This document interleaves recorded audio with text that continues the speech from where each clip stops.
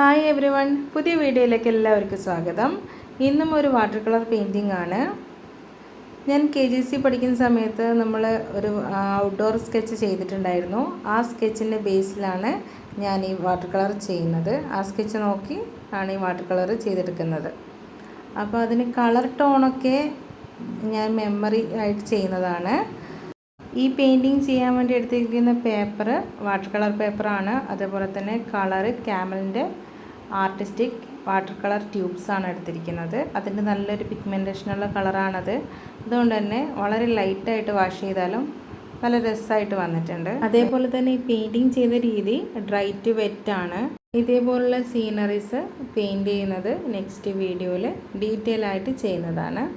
എന്ന് നമ്മളിപ്പോൾ just paint ചെയ്തതിന് ശേഷം ജസ്റ്റ് ഷൂട്ട് ചെയ്തതേ ഉള്ളൂ. സ്റ്റെപ്പ് ബൈ സ്റ്റെപ്പായിട്ട് ഷൂട്ട് ചെയ്തിട്ടുണ്ട്, ഡീറ്റെയിൽ ആയിട്ട് കൊടുത്തിരുന്നില്ല.